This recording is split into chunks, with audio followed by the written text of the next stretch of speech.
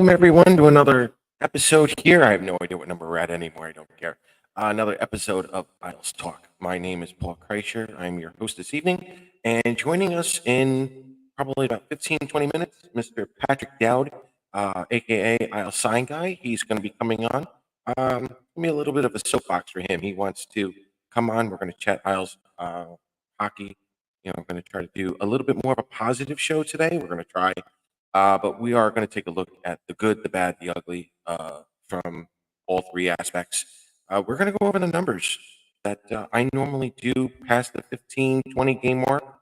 I am wearing the fish sticks, yes, and this is the bad part, Matthew.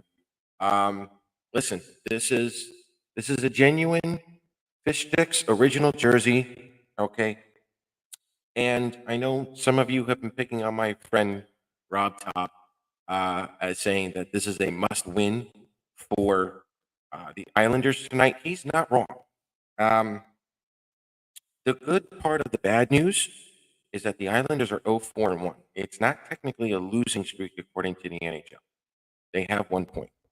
The bad news, to even make the bad news worse, is that usually when the Islanders go into a 7-game winless streak, they don't make the playoffs. Seven's the key number. 8, you're really in trouble, and 9, you can throw your jerseys on the ice if you have to go that far. But 7's that key number, and the Islanders right now are at 5. I'm going to go right now. It's a must-win for the Islanders. Brian, not going to disagree here. Definitely for the Isles. I don't know about laying yet. I'm going to get into the reasons why. Some of you guys are going to get really upset. That might be part of the show. However, when Patrick comes on, we're going to try to bring on the bright side of, losing streaks like this, and when the Isles are in turmoil in the fans' eyes, we're going to. There is a positive to a degree, depending on the type of fan that you are. Listen, it's officially game 15 for the Isles. This is the time when I actually take a long look at the standings. This is when I start to really focus in on the point pace and everything else like that. Are the Islanders out of the playoffs? Absolutely not.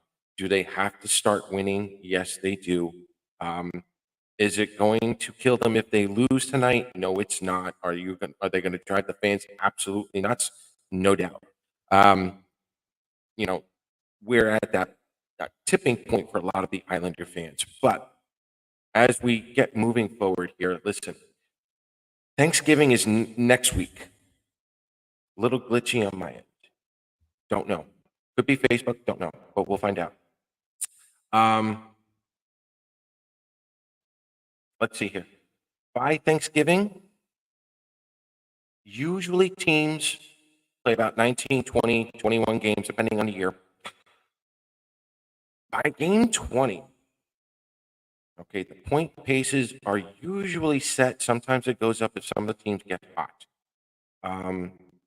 So, for example, last year around Thanksgiving, the Pittsburgh Penguins were on pace for 94 points. The Islanders, and that was in 8th place. Last year, the Islanders finished with 93.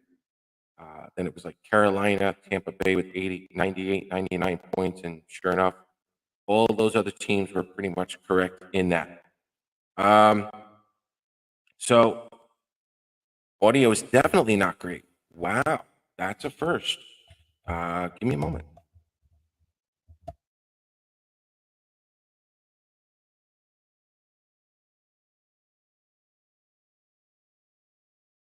Can you hear me now?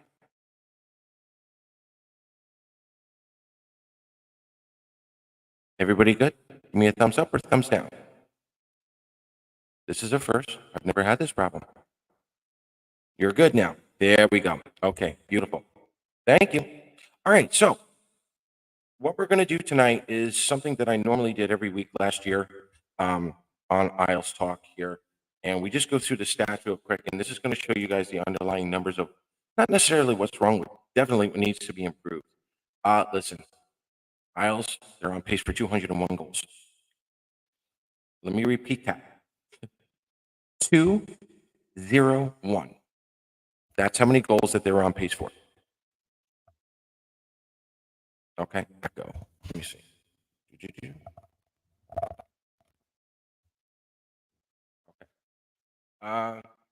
201. Not great. Bright spot. Semyon Varlamov, 2.05 goals. Sorokin's on pace for about 3.22, and the whole team defense and the goaltending is about to give up 231 goals.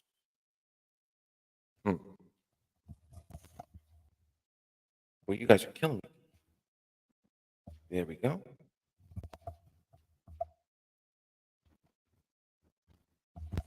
Okay.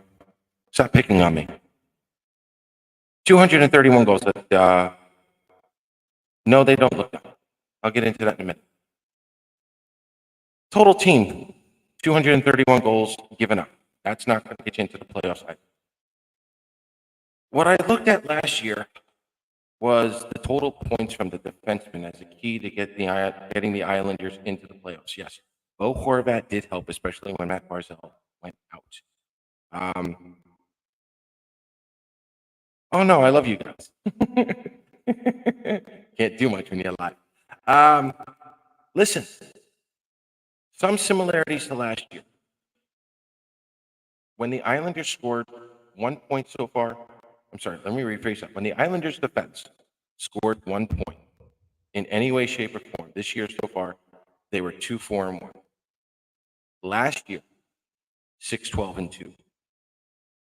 Okay. So as far as I'm concerned, when the Islanders score 1 point, they're still losing, which is somewhat normal. When the Islanders score 2 points, 2 points in a game, they're 3-2-2. If they can pull that off tonight, you're looking at a 4-2-2 record. What did they do last year? A 10-5-5 record. That's still your 2-to-1 ratio, right? What has me bugging right now is that the Islanders' defense have not scored 3 points or more in a game. Not yet this season. All the other metrics are correct. All the other metrics are correct. Other than Noah Dobson, who is absolutely saving this Islanders season, the Islanders defensemen are not getting involved in the scoring. Ryan Pulock is finally putting in some points. It's needed, but you're not getting enough points from Aho, especially from Pelech, and especially from Scott Mayfield. That's a big one. That's a big one for me right now. And again, when the Islanders score first, they're 5-1-3. Last year, where were we? Oops. Give me one.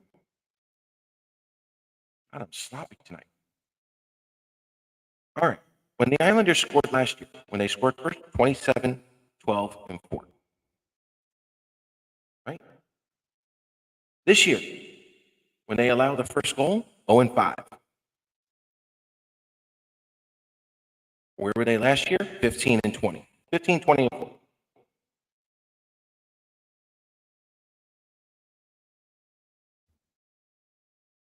Okay? So the similarities are still there. What are we missing other than the offense from the forwards? Okay? Here's what you do with Anders Lee. And this is for everyone. This is on the coaching staff. This is for the fans. What is your expectations right now for Anders Lee? Is he a third-line winger? Third-line winger with some power play time, or are you looking for him to be on the first line? Stupid question, but it's an obvious answer. And it's on purpose. Randy, I love you. Stop that. You're skipping ahead. Don't skip ahead. Anders Lee should be on the second line. Fair enough. Should Anders Lee be on the third line? Fair enough. I like that. Well, guess what? Anders Lee, if you're going to put him on the third line on this team, he's 1 goal away from his pace. Third liners, you're going anywhere from like 15 to 20 goals. give or take. Okay. Anders Lee, you give him one more goal. What's he up to? Yeah. He's up to a 12 goal pace. Could he score one more? Sure. Is he that far off from a third liner? No. But what's his game? His game is to stand in front of the net, hit those tip ins. What's the problem? And we said this last week. They're not shooting the puck enough. They're shooting 31 times. It's not enough. Or the wrong people are shooting the puck. Forget the $7 million a year. Forget that. Forget that. You guys are so far off with the money. Don't worry about that. He was worth the $7 million years ago. He was worth $7 million last year. You're forcing him to transition into a third line player. Forget the money. The Islanders are not going to have problems with money and the cap situation. They're not. They're not. Don't worry about that. What is it with you guys and the $7 million? All right, we're going to have that discussion at another time. Don't worry about it. Pierre Engvall, if he continues throwing out assists all season long, he's going to have a career year. The guy's going to be on pace for like 40 or 50 points if he doesn't score a goal. That's the hilarious part. Would it be nice if he started throwing in some goals? Yes, it would. He's going to get there. But unless this defense starts taking off on the offense and shooting more, and at least allowing these players to get those dirty goals or whatever, the Islanders are not going anywhere. Noah Dobson can only do so much. And the question is, when is Noah Dobson going to get burned out? If he gets burned out at all, I can't wait to see what he does this season. I'm excited for him. Okay. Now,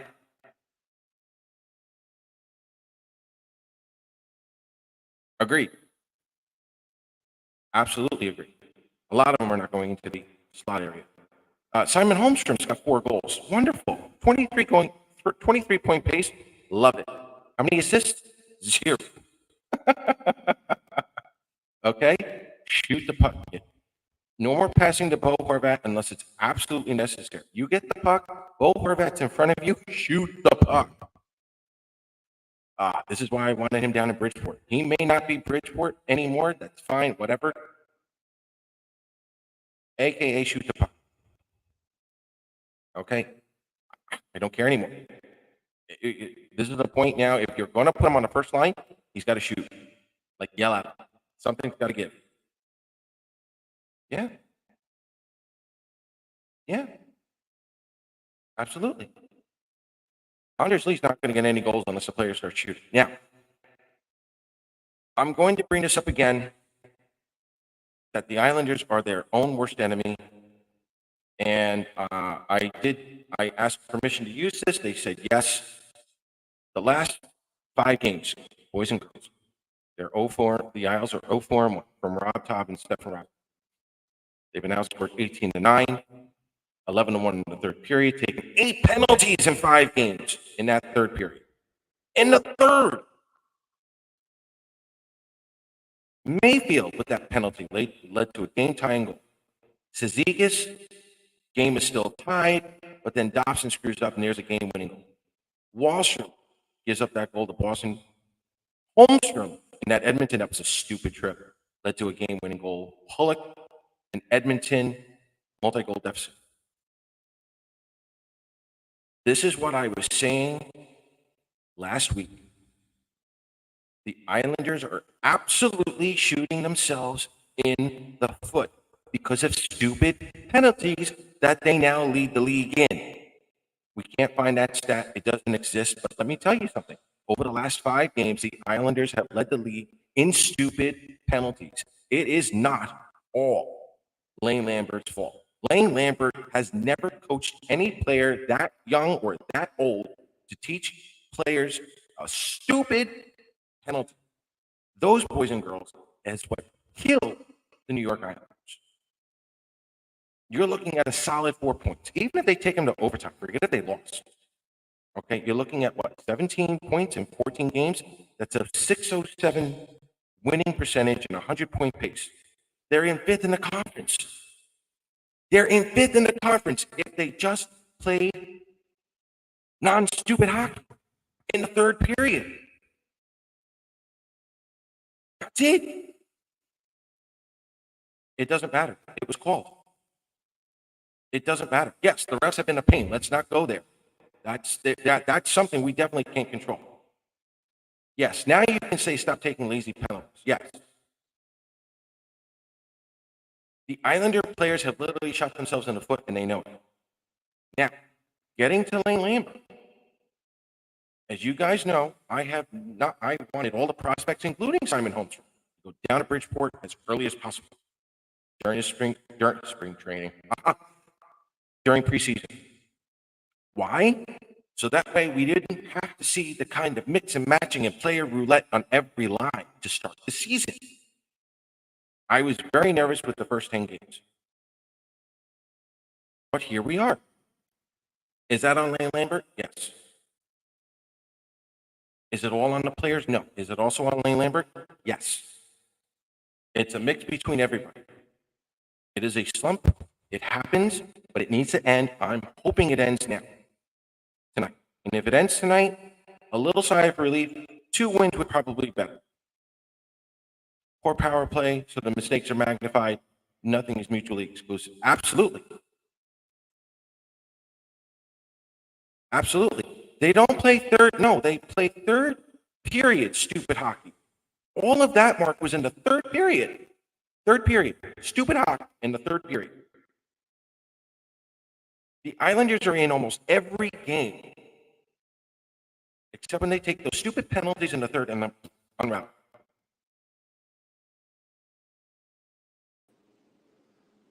But enough negativity at the moment. I'm here to welcome, ladies and gentlemen, Mr.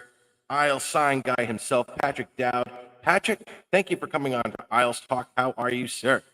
I am well, and I appreciate and I'm very honored to be here. Thank you. Absolutely. All right, so listen, my friend. I got part of the negative segment of the show over with. Some of the fans have been griping and whatnot. I don't necessarily. I'm not chanting fire lane just yet because this losing streak, winless streak, whatever you want to call it. This is a complete, total team effort from both the coaches and the players. But if the Islanders just played simple hockey again, they're back. They're right where they're supposed to be. So, give me your thoughts on the season, real quick. What have you seen so far? Well, you brought up some very good points. I was listening earlier. First off, we're all at a loss for words because we expect to be in a better place. Absolutely, right. And we should be. But there's a couple of glaring things that really I look at that seem to be very significant that maybe the microscope, or maybe less with the microscope, doesn't see. I see Anders Lee with, I believe, 0 goals and a -6. I see Pierre Turgeon. Yep. Pierre Turgeon. I'm talking about Pajot. And Pajot is 5 goals, but he's a -6 too. So, you have some of the leaders on the team that are just not performing at the level we think they should. You look at some of the overtime losses, there was 3 of them. There's 3 points you could have possibly have gotten. You look at the power play, and you look at the goals against. I mean, let's just go right here to the stat sheet. So 12 power play goals against, 6 power play goals in 38 chances, and 3 overtime losses. That adds up to significant points if we could actually, come our favor. Right. I'm baffled like you are. I'm positive we all are. I think really we need to right this ship as soon as we can. This road trip may not be the best chance to do it because they look like they're not playing good hockey. But let's give them a chance. We got a big homestand in December. We've got many games, a 6-game homestand, I believe, in December. There's some teams we could easily beat. It's early in the season. Hey. Who invited you, birthday boy? Hey, how's it going, guys? I was able to come on for a couple minutes. How's it going, Patrick? How are you? Gary, how are you, brother? Good to see you, my man. All right, same here. Same here. Just a lot of work going on. So I just wanted to come in for a couple minutes. And you kind of stole my thunder because knowing you all these years, Patrick, you are always a very positive guy. You're always finding the silver lining. And Paul and I are the same way. And I'm glad you're on with us because the negativity, and it's not just Islander Nation, okay? I see it in a lot of other places, and it's just staggering how many people make comments and stand up and want to, and think they have the solution to everything that's going to be right with this ship. And, you see it in the building, Patrick. I see it too. I mean, what's the thing that we as positive Islander fans can try to tell these people that want to basically, draft a video game team and take over general manager right now for themselves? Well, okay, that's a great question.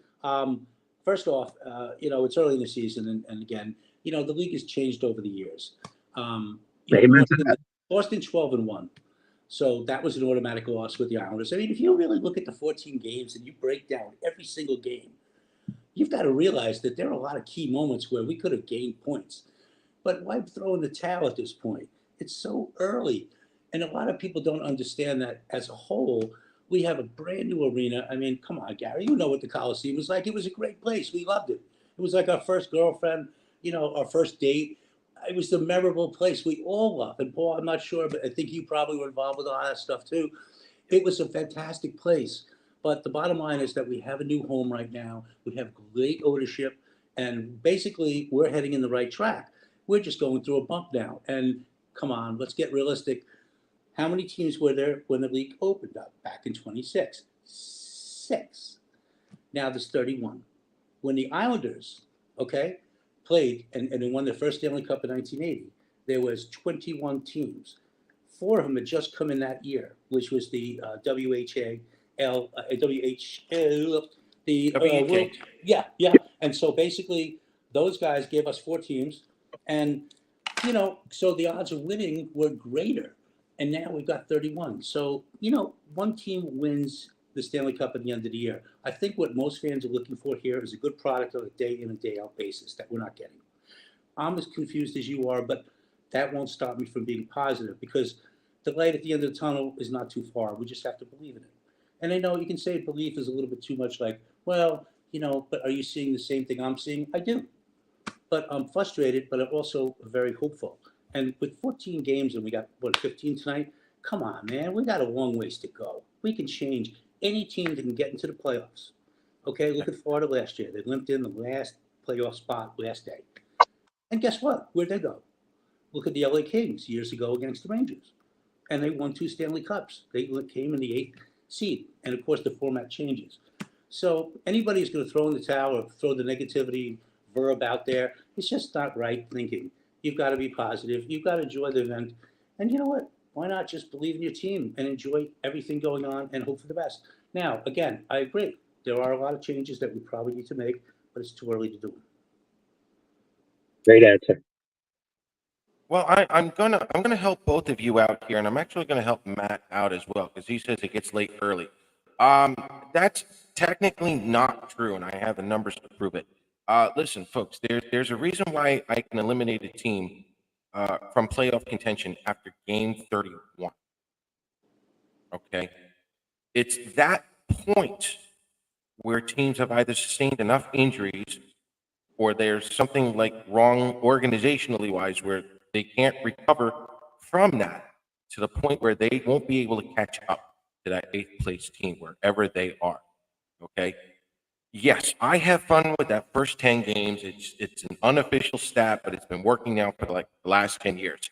Yes, teams that usually end up in a playoff spot by Thanksgiving, 70% make it to the playoffs. Yes. However, most teams around Thanksgiving, if you're in the 10th spot, the 11th spot, the 12th, even number 13, you are still in the playoff hunt. No one's really eliminated through Thanksgiving. If you're the type of fan that is a Stanley Cup or bust, God love you. Because your season technically doesn't start until January. Because if you've taken a look, the teams that are the healthiest and ready to go at the start of the playoffs have won the cups the most recent. Look at Mark Stone when he showed up for Vegas. Look at what the Florida Panthers did when they finally got healthy at the beginning of the playoffs. Look at what St. Louis did when they made that move in January with Binghamton. They went on a 6-month road, a 6-month tear. The Pittsburgh Penguins, when they won their first cup, they made a couple of moves. In January, they went on a 6-month tear. Yes, they went on to repeat, but it's short-term success these days. The Colorado Avalanche, they don't win the Stanley Cup unless they make that trade for Nazem Kadri. Things like that these days. You're not winning the cup in October. You're not winning the cup in November. It doesn't happen anymore. We don't have those dominant teams. Oh, hold on here. Sorry Did I lose about you? that. Sorry, no, it was me. I'm on the phone and I lost the connection. Oh, okay. I'm only going to be on a couple of seconds more. I got a big long day at work tomorrow. But no, I just want to make this one other statement, and it just comes down to, and again, that's why I love Patrick being on here, because every time I see him in the arena, he's got a smile on his face, no matter what, whether we won 5-1 or we lost 7-1. He's always got the positivity. It's just like his commercial, and it's just the way he is in real life. So if you've never seen him, definitely go and shake his hand and tell him thank you for being so positive about this team, because that's what you have to be. I mean, we, like, as you said, Paul, we joke about the 10-game bit, and you eloquently said it. St. Louis was last in the league on January 1st in 2019. What did they do? Are there things that need to be fixed? Yeah, probably. But I'm not ready to give up on the coach yet. I'm not ready to give up on the standard yet. You said probably January 1, or middle of December is usually your litmus test. And if they just, as you said, get rid of that stupid penalty situation and stop, it's very simply said, but not always easy to do. But they clean up that third period. I think this team, first and second period, is equal with most of the teams in this league. And it's go ahead. By the way, I don't mean to cut you off, and you have a couple of minutes, so why don't you continue? No, that was basically the last thing I wanted to say. I mean, I apologize for coming in and jumping out, but I just wanted to, come on and say hi to you. And I'm basically heading to sleep right now. But folks, really, just, anybody that listens to this show knows Paul and I for so many years. We're always trying to stay positive, and we think that's a better way to be a fan. I mean, are we upset? Are we upset with the other night? Of course we are. We're not happy. We're not jumping up and down, but there's a way to fix it. And I got to trust that hopefully there is a way to do it. And, with that, I'll bid you guys adieu, but, enjoy the rest of the show, Paul. Hopefully I'll definitely, next Wednesday's a game. So, hopefully we'll catch each other. We'll be having a show. Yeah, we won't. So guys, have a good Thanksgiving, okay? Gary, thank you so much for your kind Happy words. birthday. God bless you and you. Yeah, thanks, dude. God bless All you. right, see ya. Thank you, brother. So anyway, in just elaborating on what Gary had to say, listen, here's the reality. It is kind of complicated, but you see, you got to remember when the roller coaster started back in 1972. All right, a lot of the fan base now is like my daughters. Maybe my oldest is 29, my youngest is 22, and so in between I have two others, and they are unbelievable fans. We'll talk about that later. But the point is, the roller coaster from this team from 72 has been something more than a Six Flags or any other place you can imagine. It's been a lot of ups and downs and turns, and your stomach gets upset and you feel good. And that's life. And also that's hockey. And again, remember, and gotta go back to this reality here. There were 6 teams in the league from 26 to 61. And then the Blues came in, and then it expanded to whatever it was, 20-something teams back when the Islanders won the Cups. Now there's 31 teams. The odds are getting harder and harder. But, like I say, if you can look at this team, enjoy the hockey that you go to, enjoy the venue, which is key, and just be practical. Do you have a good experience? Did you have fun? Absolutely. Was it an amazing game? Yeah, I felt a little bit, it didn't win and it kind of felt bad. But at the end of the day, someone wins and someone loses. And, I don't mean to be too practical about that, but that is the reality. That's what it is. And what you spoke about earlier, and I do appreciate your honesty, and in all fairness, I respect you a lot. There is a lot of negativity going around social media, and that's one thing I don't think does any good for anybody. You want to throw that towel in when they're like, 20 games out, like in February or something like that. Okay, maybe we can rediscuss this and we can go back and, you know, we can go back there, we can talk. But right now, we're only 14, 15 games in, and we have to believe. And why not? Our team is good. We got great ownership. Let's not forget about the ownership. Right. So anyway, my point is Well, let me too early. yeah, let me segue into that. For now, I have not been to UBS Arena. I do Oh, plan on coming this year, but even if I were to bring my family, what is it about UBS Arena, despite the record, the Isles record, whether it's good or bad, why bring my family from Pennsylvania to UBS Arena? What is it about UBS Arena that you absolutely enjoy being a season ticket holder with your family there? Why do you do it every year? well, first off, it is a beautiful, beautiful ability that was made for hockey and made for fans and made for people to come and enjoy the event. Every amenity you can imagine in that building is beautiful. The wide concourses, plenty of bathrooms, food concessions, so many food concessions you can't even imagine. In fact, you'd have a problem trying to figure out which one to go to. They're so good. It just depends on the first level, the second, third, or the suite. So those are a couple. Getting there and getting back are a couple of key things that a lot of people have to remember. Someone like you from Pennsylvania, which I did not realize you were from. You Right. have a train station, Elmont, which brings you right there to the train station. I'm out in Long Island in Deer Park, I should say Brightwater's Bayshore, but our train station, Deer Park, will get me or anybody there in 35 minutes. And then I got Right. dropped off at Elmont Station, and the shuttle bus brings me to the arena. When you walk in, it's amazing. You have to actually see it to believe it. So all the amenities that the arena offers, the seating, it's a great atmosphere. I go there. I mean, I've been there since day one. I bring my one daughter, Logan, who is a season ticket holder with me. She's 22, and she's willing to shell out money to be a season ticket holder. She sits a couple rows behind me. I'm down 2 rows behind Sorokin, and she's paying a hefty price for that, but she's willing to do it because she loves it that much. My other daughters will come when they can because of their jobs and their situation. One of my daughters lives in Virginia, and so that's complicated to get there. But when they're up here, they'll ask me, Dad, we want to go to the Islander game. And that's been like them forever. But this experience compared to the Coliseum is like none ever they've experienced. They love it. My wife comes occasionally.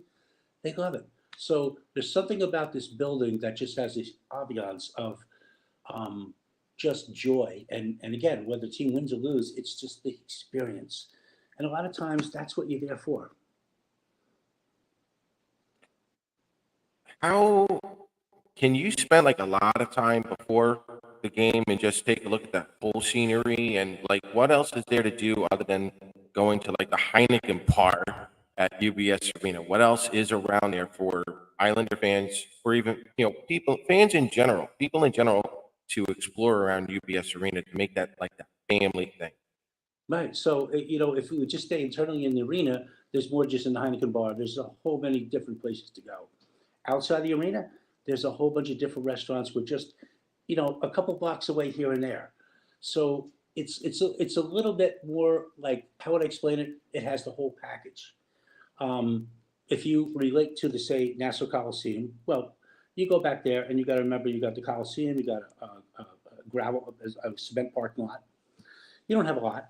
And then you have the Marriott Hotel. And then if you want to cross the street on Hempstead Turnpike, which would be McDonald's and maybe a Popeyes or something, a liquor store.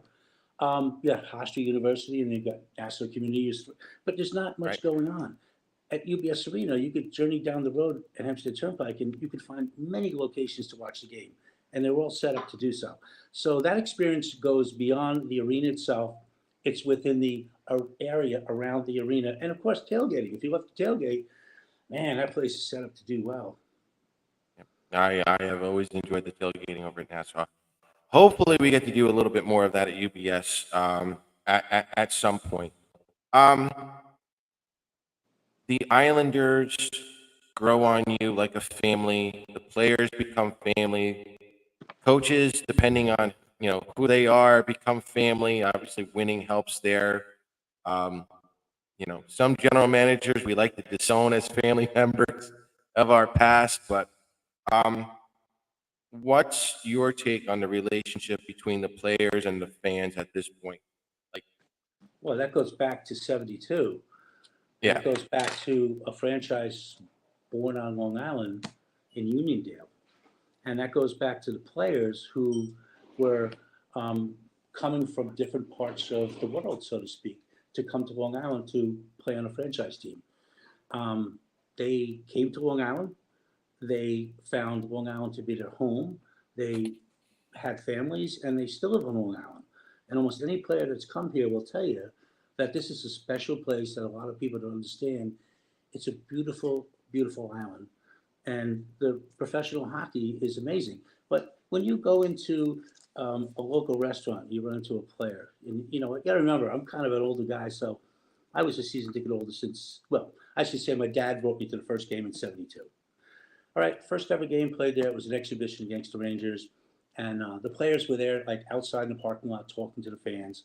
You went to a restaurant somewhere close, you would see them Borelli's in particular, if you're familiar with that in Hempstead. yep. Frank Borelli did a great job. A shout out to him. And so he still has that location there. And, that was a place that everybody flocked to. So we were like a family. And I think what I love about this franchise and I like about this team and the players that come to this team realize that we're a community, we're a family. And I think that just resonates in loud ways that, maybe people don't understand. Again, you go to a restaurant and you're sitting there, and maybe like years ago for me, Mike Bossy's 2 rows over or two booths over, and you see Mike Bossy. Oh my God, Mike Bossy! You're kidding me, right? Right. You run into Clark Gillies. You run into he did run into Clark Gillies. And did run into a Right. couple others there, Bossy, but they were just a part of the community, and now the new players are part of the community. So Long Island is a really great place for the fans and the players to unite. And you know what? Again, like I say, it's a sport. Someone wins, someone loses. You got to be realistic. So when Casey Zizekas basically said to the fans who were asking or basically saying to fire Lane Lambert, that's just one family member defending another family member from other family members. I think so too. I wasn't at that game. I generally make all of them. I'm actually on vacation with my wife down in Hilton Head Right. Island, South Carolina. Otherwise, in the Right. background, you would have seen all my Islander man cave stuff, and you would have loved it. So would your viewers. Loved And it. you will if Yep. you invite me back if I'm good enough tonight. But no, it is a family, and I think Casey was just very upset about what's going on. Um, Again, I'm a positive guy, and I understand the reality of things, but I also see the actual like vision. And we're frustrated. We want to be winning. There's games we should win. We're just not. And you know what? Frustration comes out, and sometimes it gets the better of your emotions. Got to give Casey a pass here because he's a passionate guy. He loves the island. He's raised a family here, has his kids here. Josh Bailey, I think, is still living over here, and he has most of the Islander players. So I think we all, like, as a family, were just pissed off, and we just made some comments that maybe we would regret, or maybe not so much regret, but if we could have said it better, maybe had worded it different. Right. Um, where did the signs come from? Okay, good story. I'm glad you asked. Yep. Hope you have Let's do time. No, this is quick. Absolutely. Yeah, so it was the strike season. Oh my God, I can't even remember when. My daughter was 8, and the Islanders were on strike, and my kids all came to the game. But my daughter Mackenzie, who was really passionate at the time, was making every game. She was, I shouldn't say my tomboy because that's not the right word. She was my daughter who was like a son, which I can't explain that, but she really loved the sport, and at that point she would wear a mask to the game. And so she would ask me, like, why are we going to Islander games? And I tried to explain to her that there was a little conflict between the ownership and about the players, about the money they should get paid to play, and just it was a business situation. And so I guess the Bridgeport team had come to play there. I think it was twice that year. The first game was the only NHL hockey that was already kind of hockey at all, was at the Coliseum. So we went, and she said to me before we left, she goes, Dad, she goes, so tell me again what's going on. I explained, conflict between ownership and conflict between players and players union, in terms of like what they should get paid. And she said, well, Dad, you go and play hockey and you play open hockey and you pay $15 to play. Wouldn't you play for free? Now, of course, I had to tone it down a little bit and say, yes, but I'm not a professional. I'm just kind of a guy going out with a beer league, if you will. But her mind was like, why don't you just tell the owner you'd play for free? And so, she coerced me into, I can see she did, but she kind of did, and said, let's make a sign. Hey, Mr. Wong, I'll play for free. So as kind of a, not joke, but more or less just like random thing, took cardboard paper and said, hey, Mr. Wong, I'll play for free. And we brought it to the game, and somehow or another it became a real big, photo op. And Newsday put it in the second page of the back page, which is a Long Island newspaper. Right. And that just caught fire. And then from there, my daughter and I decided, let's be positive about everything. So when they went back and played the next year, it was about positivity. It was about, all right, because the team was god awful. They really were. They were horrible. Season ticket holders, fan base was maybe about 3,000 or 4,000. They were barely alive. But we came with that positive vibe because we felt good times are ahead. So that's how the sign started. And then from there, we just continued with the signs until she went off to college down in Virginia, where she now lives. And I continue my own legacy, if you'll call it that. And I just really feel like bringing a good positive vibe to the arena on a daily basis that the players will see, the fans will see, is a positive reinforcement of just positivity, which sometimes we can get away from, like we are now with the first couple games or first 14 But this games kid, and right. being in a bad place. So it started back then, and it was way back, and I continue to make the signs. My daughter Logan, who is now 22, is my, I'm not going to call her a sidekick because that's not really the case, but she comes and she brings signs too with me. And she also is a wardrobe, vintage wardrobe promoter of the Islanders. She's bought stuff off the internet and God only knows where. And she comes every game dressed in a different vintage Islander kind of, whether it's a jacket or attire in general. And so we just have so much fun coming to the games. And so that's where it started. And that's where it is now. Nice. Beautiful. Thank you. What are you positive about moving forward, win or lose, for the rest of the season for you? What keeps you going all these years? I love going to hockey games from October, hopefully till June, which means they've won the Stanley Cup. But I'm also very passionate about hockey and passionate about my team, which again, if you remember, they weren't going to be here years ago. The lease at the Coliseum was over in 2015. Yep. And there was no other way out. Charles Wong, God bless that soul, he's not here anymore. And also Paul Lancy and Michael Picker, I have to give them a lot of kudos too. They rescued the team, and they brought that team, to Brooklyn for 5 years, and then John Ledecky and Scott Malkin, or let's just say Scott Malkin and John Ledecky took over, and what great people they are. We could have a conversation about that. But that gave us some positivity because we got out of the Brooklyn thing that was no good, and we held the franchise together, and now we're at this UBS arena. And again, ownership wants to win. We all want to win. I think what I'm really happy about also is I like the fact that the alumni is now included with the Islanders. And so all those players over the years, and a lot of them we won't even recognize, are brought back to a game to unite. And so just that, united situation with the team and with the franchise, the players and the ownership and the fan base. The fan base is like family here. I mean, they are really family. I mean, I am a family member. When I come to that arena, people greet me as a family member and vice versa. Whether I have a sign with this or that, they are family. So we all connect on that level. So what brings me back? All the above. Nice. Tell me about John Ledecky and Scott Malkin, if you can. Oh, man. Thank you for asking that question. So I've had the pleasure of meeting both of them on multiple times. They've invited me up to their suites to, join them with my company, whoever that may be at the time. And there's something special about John Ledecky in particular. Scott Malkin is the primary owner with the other couple people there, but he's behind the scenes. Scott will come to the arena maybe like 3 or 4 times a year. And again, I've been very fortunate enough he's invited me up to a suite and we've had conversations. actually make him a sign, a frame sign, which he has somewhere in London, which is pretty cool. And same thing with John. He has something in Manhattan I made for him too. But they're just genuine people. They're business people, but they're genuine people. They both were born and raised in Queens. They went to school together. I think it was Harvard. I'm not sure, but don't quote me on. And so they were friends for life. And John tried to get involved with the Washington Capitals years ago as an owner, and it didn't work. And so here he is right now. So what do I think about those two? I think they are probably the most genuine, caring people that I have ever met as owners that you would see in public that would actually come to the face of the fan base and actually interact.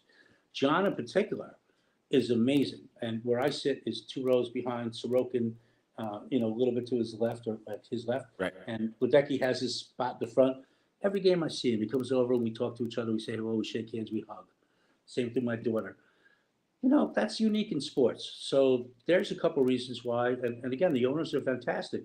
They're invested in this team. They want to win, and they believe they will in time. Again, it's complicated. 31 teams, one team wins. Listen, Matt is speaking for a lot of younger Islander fans at this point. I just want to see at least one cup in my lifetime. I haven't seen any in the 30 years as a fan. I'll put this back up. Yeah, there's a lot of history with a lot of younger Islander fans who want to see that cup. Knowing what you know now from the owners, and I want you to elaborate a little bit and culminate everything here as like an ending for yourself here. What can you tell Matt and other Islander fans who have not been blessed with the Islanders raising the cup in close to 40 years now? Well, Any words of encouragement? oh yeah, of course, absolutely. You got the right guy here. First off, how many teams have raised the Stanley Cup in the last 40 years? Very far and few. And it's not like it was years ago where there was 6 teams. There was 20 teams when the Islanders started to win. Now there's 31. So the odds are very complicated, very against you. What would I say about that? I would say, okay, here's the deal. If you buy a ticket, wherever it may be, and you go to the arena and you see a good game or a bad game and you have a good experience, if they win, it's a cherry on the cake, a cherry on the icing of the cake. But if they don't, when you had a good time, you still had a good time. And again, it's not all about winning and losing in life. It's about experience. It's about having fun. And fun is really what it's about. So what I would say to a lot of the younger fans, it's complicated. And if you do win a championship, and if you really want to elaborate, we go back to and I'll make it quick. We go back to the COVID time. And the Islanders were one win away that second time, and they lost to Tampa. 1 goal, 1-0 power play goal. They lost in Tampa, Game 7. They would have faced the Canadians, and they would have won the Stanley Cup at the Nassau Coliseum to close the building. And I am confident of that. And we all know that. But they were that. So there's 2 chances that you got within 2 years. I mean, how hard is it's so hard to get to the final? Look, bottom line is stay positive, love your team, be faithful. We're family. Families go through ups and downs, right? There's some stuff going on here and there. But you know what? Why not just be a family and enjoy the adventure? It's a beautiful thing. The arena's great. The team's good. The product will get better. Right now, it's like, okay, let's just be real. A family member has a problem. There's an issue over here. Complicated. We're on the same page, like we are as Islander fans. Some people are very positive. Some people say, wow, it's called Talon now. You can't do that. You just have to stick together as a group and just believe in your team and hope for the best. And if they win, God bless. That's fantastic. And if they don't, it's disappointing. You still have your family. You still have your family. Thank you. That is very well said. So, yeah, this is an absolute treat. If you want to stay on, you're more than welcome to. I'm going to take a few questions here from everyone here. If anyone has any more questions, comments, concerns for Patrick or myself, it's water cooler talk time, guys. Come out. Bring it on. Listen, yeah. Listen, I know Matt had a question with Casey made a mistake. You should not call out the fans. It doesn't go well, especially in New York. I'm going to agree with that partially. That's also on the Islanders' fault. If, you know, something should have said, someone should have said something to the media and be like, listen, give the guys another 10 more minutes, let things cool down a little bit, and then come on in and then fire away on your questions. I think that was just bad timing, not necessarily on the reporters because they were allowed in. I think if the players were just allowed a little more time to themselves, I think they would have had a little more composure. They would have been able to do those interviews a little bit better. Joking or not, um, that a little more time to the players, to themselves, and I don't even think that's an issue at that point. Agreed. Let's see here. Where was Mark? Is this team good enough to make that turnaround? Yes. Yes, they are. Again, Gary and I have been saying it now for like the last 2 or 3 weeks. It's literally just these last 5 games that the Islanders forgot to play basic hockey in the third period. Agreed. We're literally talking 2 to 5 minutes worth of dumb hockey by the players that have cost them roughly 4 points. You're very wise, and that's correct. Yeah. Now, granted, I'm going to say this again, and I'm going to go with hold on for 1 minute. The Lane Lambert's system, other than the fact that he should have had these lines ready to go at the start of the season instead of shuffling around, which is usually hockey coaching 101. The thing that's bothering me is that the Islanders are playing like a zone defense. Now, it's been decades, honestly, decades at this point since I played hockey. However, the concept is the same when I was playing intramural basketball, college basketball, and whatnot. If you get into the middle of any zone, any defensive zone, you have prime real estate to either score a basket or score goals. So let me help you guys out here with what I'm trying to say. For those of you who followed Syracuse basketball, the famous 2-3 zone by Jim Boeheim, showing my age here. Okay, there were ways to penetrate the 2-3 zone for myself since I was a point guard and a shooting guard, where once I got past those 2 defenders, I literally had the lane with the basket in front of me, and those 3 defenders spread out to where I had prime time real estate to put up a floater, to do a hook shot, depending on who was in front of me, or go straight in for a layup. Edmonton, dead smack in the zone. And now, the primetime real estate right now that I'm discussing for the Islanders is just in front of the face-off circles, the bigger circles, right by the hash marks. That's where these goals are coming from. Jack Hughes scored from there. McDavid scored from there. There's a couple of these teams that are literally going into that neutral zone that should not be there. And they're scoring these goals on either Varlamov or Sorokin. That's a coaching thing. That's a coaching style issue that I have. And the other issue that I've had with Lambert, and again, showing my age here, I feel like with the Islanders offense, I feel like I'm watching the movie Hoosiers. Using the basketball reference. Back then, and we'll see it tonight. I'm actually going to see, I'm going to do an over-under here. Gene Hackman, who was the coach of that team in the movie, did not want his players shooting the basketball until they've made a minimum of 5 passes. What I'm seeing out of the Islanders are 2, 3, 4, 5 passes before they're even thinking about shooting. Or worse yet, and Gary and I talked about this last week, all they're doing is shooting the puck in and around their end with no one on the other side, or they're not there yet. Put the puck in play. Take a note out of Edmonton.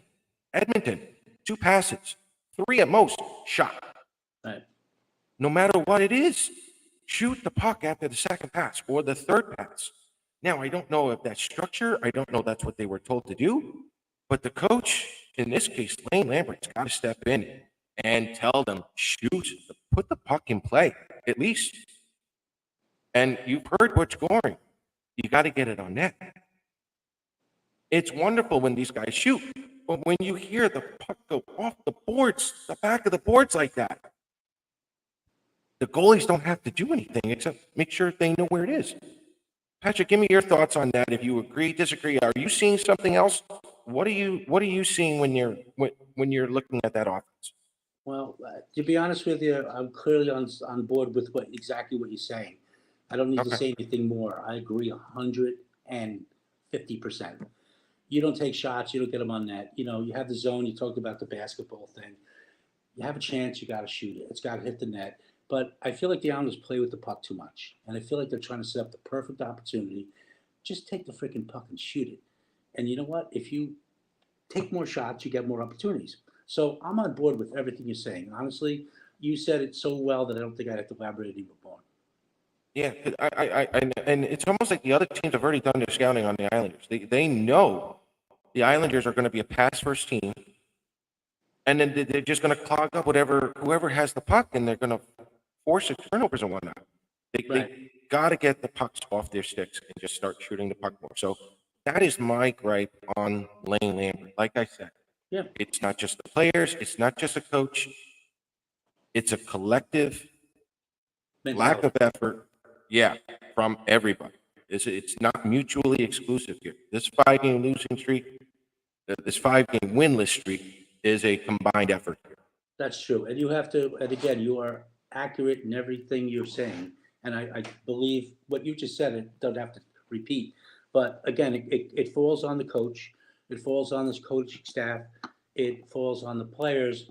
But one important thing that bothers me is the leaders of the team need to be more leaders. And don't get me wrong, I love Andres Lee. I would never say a bad word about him. But Right. as captain of a team who is the person that is solely in charge of that locker room in his own like player way, he's got to get that message across. But he's not executing himself. So that's hard to back your words up. It's complicated. And you kind of said so much right there. I don't even have to say more than anything what you've got a great mind and you're perfectly on target here. Yeah. Good. So I that's a appreciate that. disappointment. Yeah, no, you're right about that, man. It's a disappointment. But again, not to be on the positive side, but I Sure. think that we're early in the season and we can fix this. Until we hit that like tanking point, then we can come back and we talk and say, yeah, we've got to make some changes. Right? Right. Right. No, I mean, and listen, we all love our team. We want them to win. right. And the one thing I want to see the Islanders do at this point is just keep the lines what they are. Hmm. Let the players build up that chemistry. Right. I mean, it took Horvat and Matt Barzell, and Barzell said it himself, 10 games to finally get that click. But it's been a while. I mean, poor Pajot. He's going through a player roulette. Let him develop some kind of chemistry with somebody, anybody. And 5 once you assists. get that down, go ahead. No, I'm sorry. 5 assists and a -6. Something's wrong there. So why not give the guy a stable line that he's going to be on and just make it stick with it? And instead of shuffling. I mean, I played hockey many years ago, and I was a goalie, but I also knew how it worked. And when people stayed on the same line, they eventually developed some chemistry, or Right. they didn't. But nevertheless, you keep shuffling people. It's a whole like they put Barzell from the wing to the center to this and that. I don't know. Again, it's complicated, and I do side with you, and you've been very well informed about what you're talking about here. So, um, I'm just hoping for some good changes ahead. Who knows? Like last night, I thought was a game that was easily going to win. What was Edmonton? They were oh my God, what were they 3-9 or something like this? There Yeah. was a team who should have easily beat their own arena. They scored the first Yeah. goal. Barzell, and then just and same thing. They stopped Penalties. forechecking. They Yeah, stopped forechecking. So, That's and the other Islander thing, hockey. right. So another thing that's really bothering me personally as a Go positive ahead. fan is the fight. I don't see the fight. I just don't see the intensity. I don't see guys coming and wiping out somebody on the boards and say, let's go. It's more like, well, let me hit you and then I'll get back into play. So I don't see that desire Right. to just be, I want to win. It's more like, yeah, we're playing and we'll play hockey. I want to see people. Look, years ago, that's how good teams won. Look at it when they go into the playoffs. What is it? 2-1, 3-1, 2-2, whatever. It's never more than a couple of goals, but that's because every player is accountable for their position and what they're doing on their line. And I don't see the fight in the Islanders. That's what's the biggest problem I have. The fight is not really executed to the point where it should be. I agree. Mark, I'd like to hear more from Malkin. I don't feel like he's around very much. Listen, Malkin is not going to be around much. Patrick pretty much confirmed that for you. Yeah. Patrick's there at almost every game. He only sees Malkin 3-4 times a year. His role is a very not laid back, but from a distance kind of coach. Believe me, he knows everything that's going on. But he's more on the I'll let you handle the team, continue to try to win as much as you can, and if you want to add anything to that, Patrick. Well, it's a good question about Malkin, and you kind of answered it, Paul. Yeah. So they're basically, he's a behind the scenes guy. It would be more like Ledecky, but Ledecky is he's sort of how would I call it? And I love John so much. He's been so good to me and my family. I can't even tell you. He's a great owner, and he goes and does the, rounds around the arena, gets the feedback and so forth, and he will Right. listen. And I think he knows what's going on, and I think it's just a matter of time before they make a decision whether to continue on the same path or not. So John is the better avenue to go than, say, Scott Malkin. And you can reach him at any game. If he sits in Yeah, front. you can. He's pretty much anywhere. Yeah, yeah. He's a guy who So- can put your questions out there. Yeah. All right. From Jim, Lee looks frustrated, and it's carrying over to Nelson, Cizikas, and whatnot. They have to stop the bleeding soon. Well, here's the thing. I think they need to tell Lee what his role is. And this goes back to what I was saying before. This is a training camp. These lines should have been set by Lambert and say, this is what we're doing. This is what we're going to work with. Here it is. If Lee is now a third line left winger with power play time, let him be a third line winger with power play time. Everyone has to grow and evolve their game to the age that they are. Okay? We know Lee doesn't really have the speed. He doesn't have to have the speed.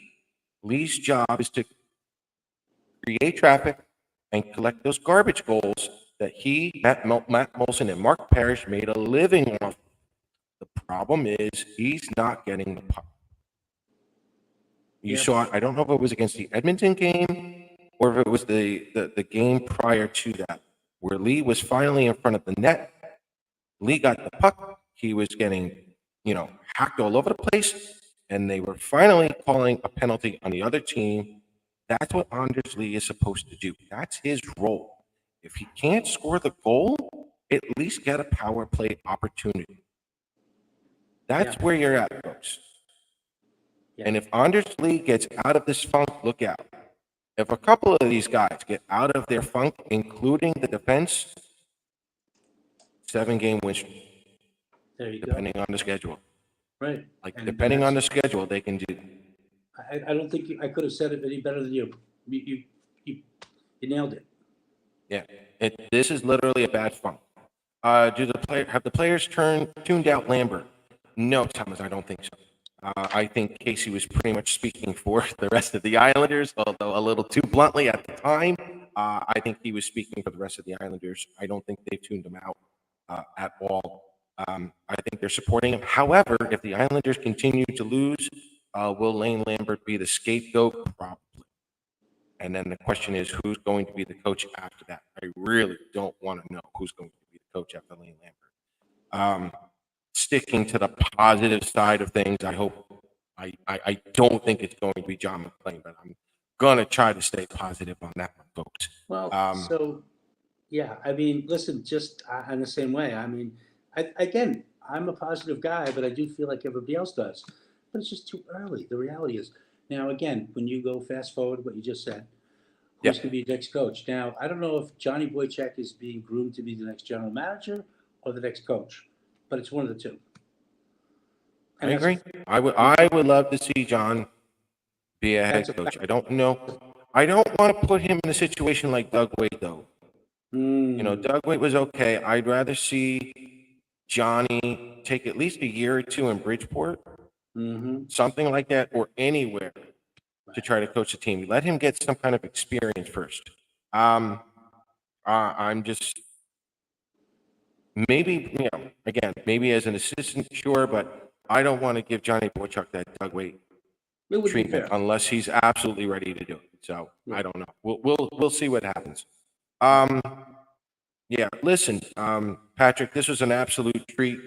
I'm gonna have to get a sign from you, get it autographed. I'm coming to Long Island at some point.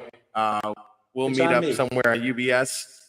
It's on me. If you want, here, not on, well, I can tell you, give me Go your ahead. address, give me your address off the grid here, and I'll send you a sign that, you know, and my pleasure on me.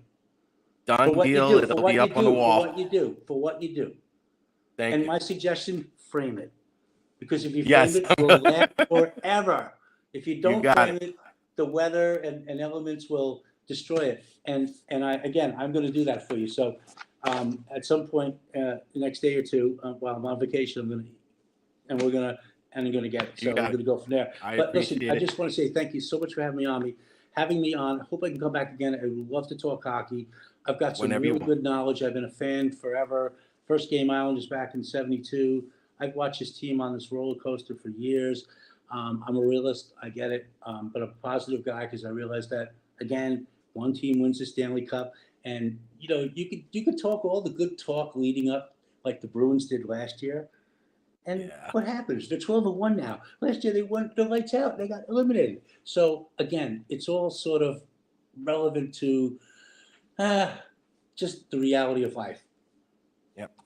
Real quick, give me your thoughts on Noah Dobson. Let's end this on a really Oh, I got plenty good of time. positive note. Yeah. Yeah. I Noah like Dobson.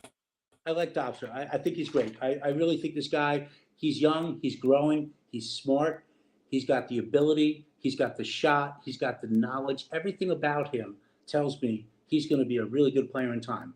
And I believe that's why they had to make a decision back with Devin Tails, you know, going to Colorado, just because they had to let one person go to allow him to take the next spot, if I'm correct on this. So I believe in him. I think he's going to be good. It's just, again, it's just a matter of how many shots that gets on goal. I think the statistics were 6 shots on goal at home and maybe 2 shots on goal on the road. Who knows what that's all about? And maybe it goes back to coaching, but I think the Dobson's going to be good. I think we have to believe in this team, and we'll have to have a lot of faith. And again, it's a rocky time. We all go through rocky times. Think about the Still weather. early. I don't know about you guys. I'm down in the Carolinas expecting to have some sunny days, you know, 70 degrees. It's been raining and miserable. What are you going to do? It'll be sunny I'm waiting on eventually. snow. Yeah. Oh, God, no. Really? Yeah. Well, believe it or not, Northeast PA, we tend to get snow at any moment, pretty much from here on till Christmas. So it's gotten much colder. We had our first snow squall up here on Halloween, so that's never a good sign. So it honestly feels like it's ready to snow here at any moment. I'm just waiting for it. And I So got one quick question for you, Paul. How'd you become an Islander fan from being in, you say you were in Pennsylvania? Pennsylvania. Yeah. Milford, Pennsylvania. Yeah. All right. Okay. So real quick from my house, you can see New York, New Jersey, and Pennsylvania at the same time. I'm in that northeast corner.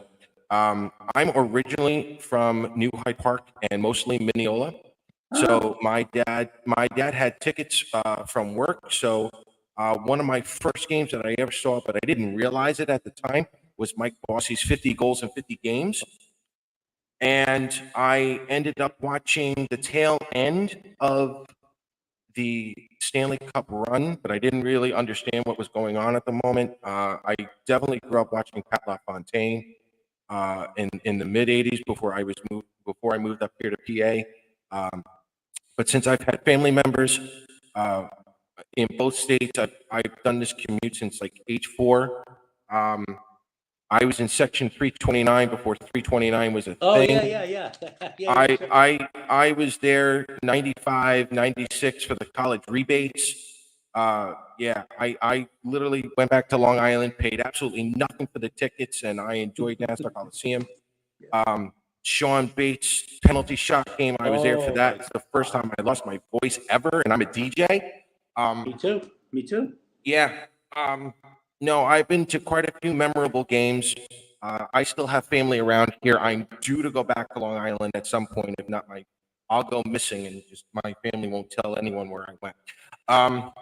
Yeah, but I due to go back to Long Island at some point. But yes, no, I am a homegrown Islander fan, transplant over here in Pennsylvania. But the number of Islander fans are starting to grow up here. I'm not going to start my own little meetup, not Yeah. yet. But at Well, some you should. Well, you point, should. Well, you should. And I'll tell you why. Because those meetups have really been very significant throughout the world.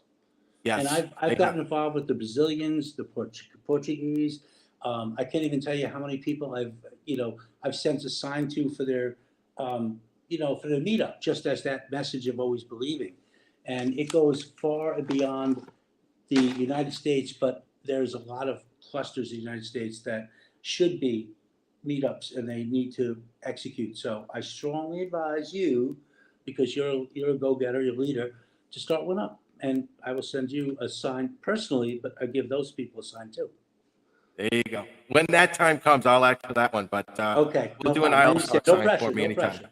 No You pressure. got it. No pressure, So, all my right, brother. folks. Yeah, I want to thank you again for coming on. This has been a treat. Come on whenever too. you want. You too. Also, ladies and gentlemen, I can't believe I haven't done this yet, but Isles Talk has a new intro. If you guys haven't noticed, it was done by Michael Alexi over in Germany. Michael and I have been talking hockey now for years. We met over at the Drive for Five Facebook group, and he created that intro for me. So my thanks again to Michael. We're going to contact him a little later on. But no, that's all him. That's all props to him. And ladies and gentlemen, there is a light at the end of the tunnel. With the owners that we have, for those of you who watch the show, you know I follow the prospects much more than the average fan. You're going to see a Stanley Cup in your lifetime. You're going to see the Islanders win the Stanley Cup in your lifetime. Beautiful. I mean, Yeah, what a way to end the show. And you know Yeah. what? yeah. But it's Well, family you first. got positive It's news. always family first. Take care of your family. Take care of your friends, even if they are family. Go to the games. Enjoy it for the sake of spending time with your family. When it gets down to January, February, March, if the Islanders are in that playoff run, then you start thinking cup. But for now, it's also the holiday season. Go family first. So, ladies and gentlemen, thank you for coming on. Thank you again, Patrick. Thank you, Gary. Joe will be back on sometime soon. Folks, we are not going to be on next week. Speaking of family, my DJ family, I think we're going to be busy Thanksgiving Eve. So I'm not going to be around. I believe I'm working all day Thanksgiving. So no show next week. We'll see where the Islanders are in 2 weeks from now. Don't forget to follow Isles Talk on Twitter at Isles Talk. You can also like and follow Isles Talk on Facebook.